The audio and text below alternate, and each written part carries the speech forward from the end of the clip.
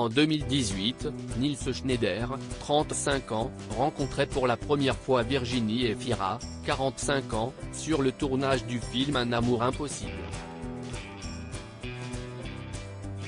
Envoûté par l'actrice dès le premier regard, le jeune homme avait eu un véritable coup de foudre pour la jolie blonde comme il le racontait dans l'émission Je t'aime etc.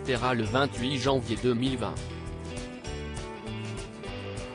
Terrorisé par ses sentiments et par la comédienne, il était même persuadé qu'il était prédestiné à se rencontrer. Convaincu d'avoir trouvé son âme sœur, l'homme était très mal à l'aise et effrayé par cette attirance si forte qu'il ressentait pour elle. J'avais la certitude qu'on allait vivre une histoire, avait-il confié. Il y a tellement de choses qui se passent à l'intérieur. Et il y a un décalage avec ce qui se passe réellement.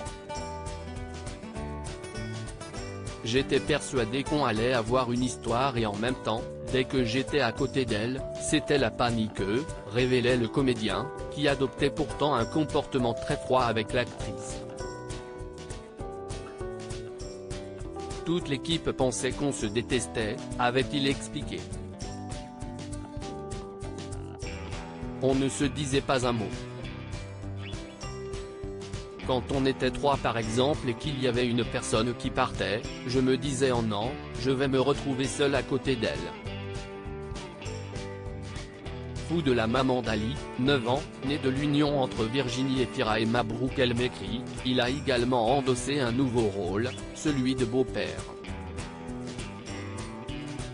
Très attaché à la petite fille de la comédienne, l'acteur a révélé prendre beaucoup de plaisir à scène occupée.